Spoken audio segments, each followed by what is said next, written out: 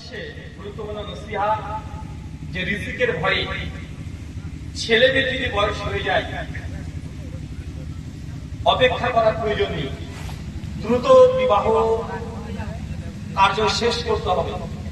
যদি বিবাহ কার্য ছেলে মেয়ে না দেন, ছেলে মেয়ে যে গুনাহের সঙ্গে যুক্ত হয়ে যাবে, পাপের সঙ্গে যুক্ত হয়ে যাবে, এটা বাবা মাও সে পাপের একটা অন্তর্ভুক্ত হবে, হবে না হবে।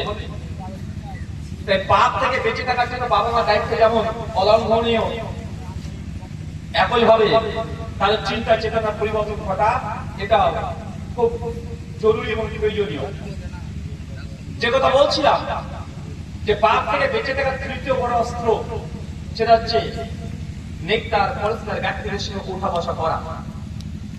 হানজালা বেতুল আগুন একদিন মদিনার রাস্তা দিয়ে দ্রুত গতিতে ছুটছেন, দৌড়ে চলে যাচ্ছে না, কান্না করছে, চিৎকার মারছে, কান্না করছে। আবু বকর রাদিয়াল্লাহু আনহু চিৎকার দিচ্ছে, হানজালা কি ওমর কি হয়েছে তোমার, তুমি কোথায় চলে যাচ্ছ, তুমি কান্না কেন করছো? হানজালা চিৎকার দিচ্ছে, আবু বকর আমি হানজালা মুনাফিক হয়ে গেছি, আমি মুনাফিক হয়ে গেছি। আবু বকর বলছে, হানজালা তুমি বলো কি, তুমি মুনাফিক হয়ে গেছো মানে?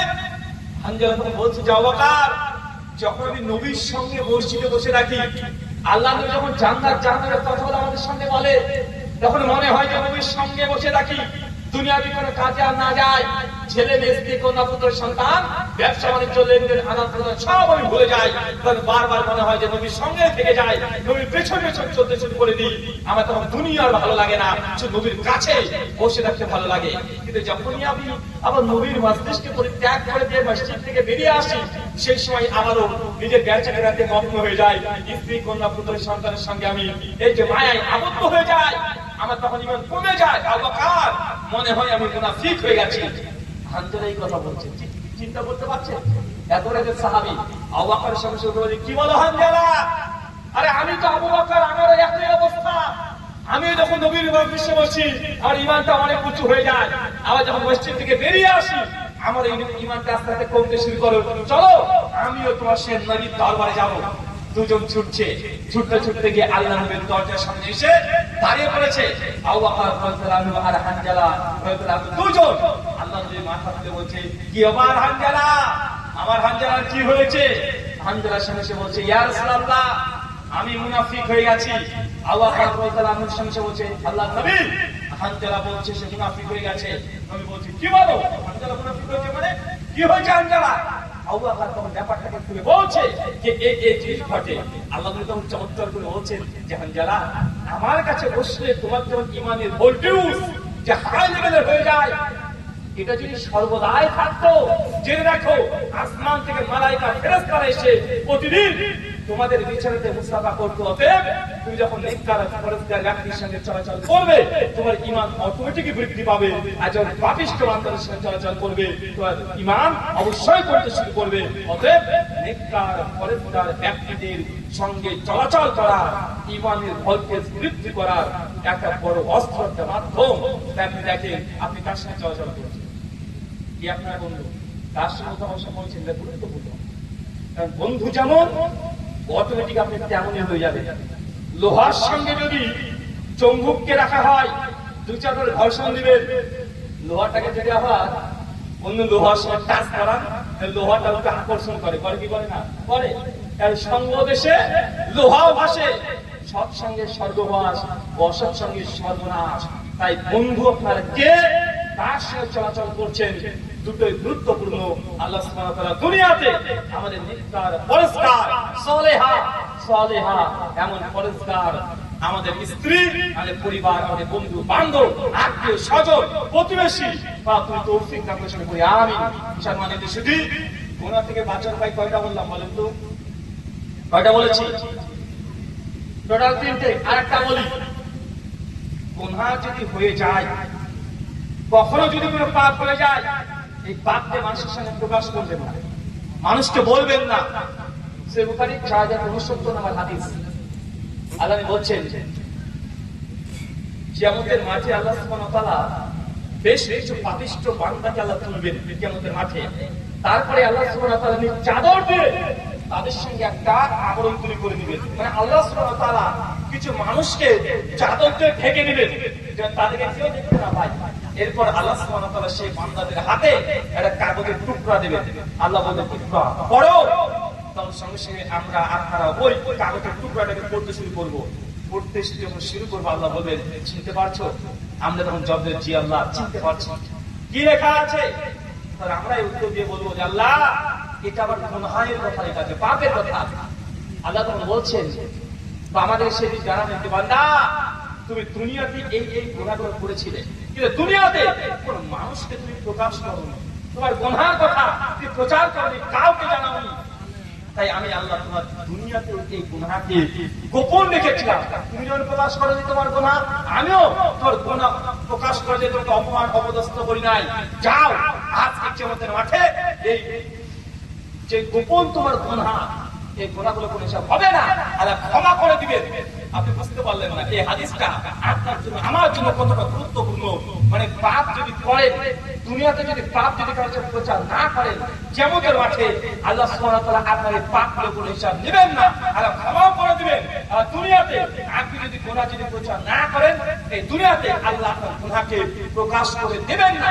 কিন্তু আমরা করেছি উল্টো, বলি না আপনি কোন একটা পাপের কাজ করেছেন, বন্ধুকে গিয়ে একটা জমিয়ে গল্প বলছেন, আজকে এই করলাম আজকে ওই করেছি। তোকে বলেছিলাম না ওই মেয়েটার সঙ্গে আমার 2 দিন 3 দিন রিলেশন চলছিল, আজকে একটা কিস করে দিয়েছি।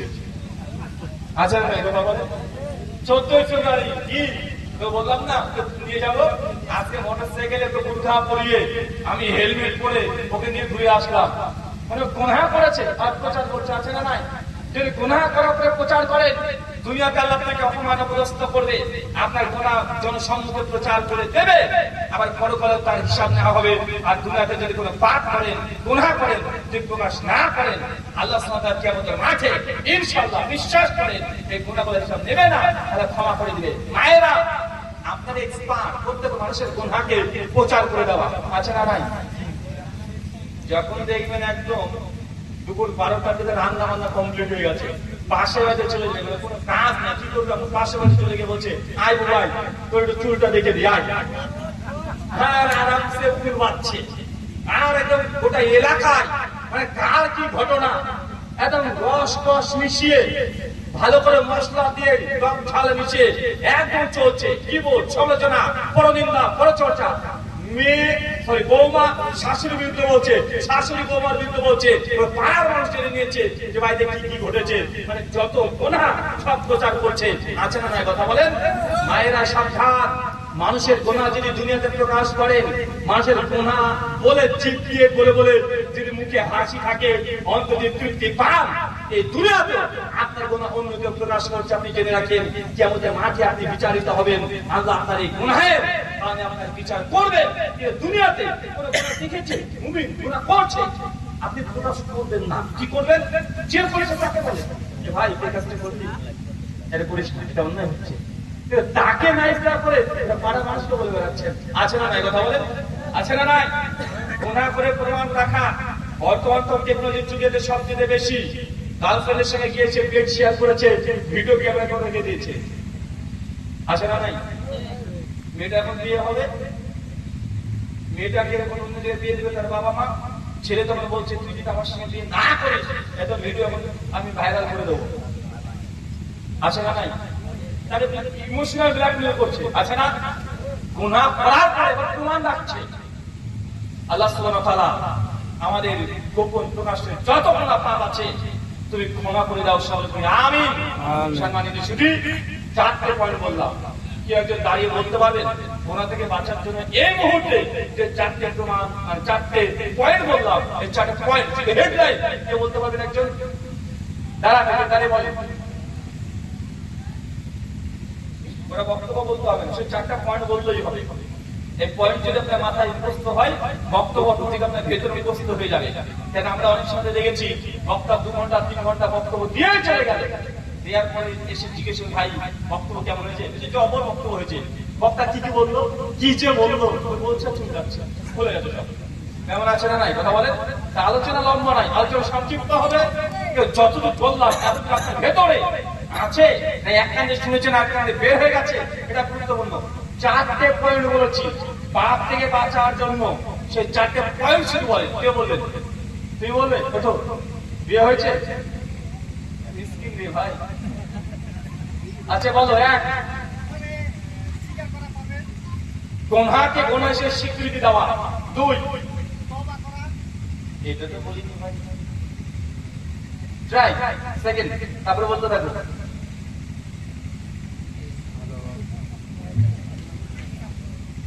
পেটে আসছে, মুখে আসছে না? পেটেও আসছে না? হচ্ছে না?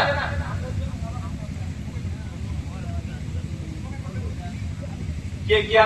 তুমি ওঠো। বিয়ে হয়েছে? এখন হয়নি? কি রে ভাই? বলে 1, গুনাহকে স্বীকৃতি দেওয়া, অস্বীকার করা এটা গুনাহ। 2, সৎ বন্ধু নির্বাচন সঠিক হওয়া। 3, বিয়ে করা।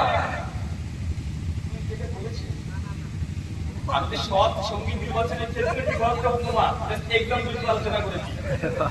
ছেলেকেও বিয়ে করার খুব ইচ্ছে, সমস্যা নেই। তারপরে বলো, গাড়ি ডানে ভাই যাওয়া যাবে, যা হবে হবে। আজকে যদি বলতে পারো সারা জীবন মুখস্থ হয়ে যাবে, তাহলে মানুষ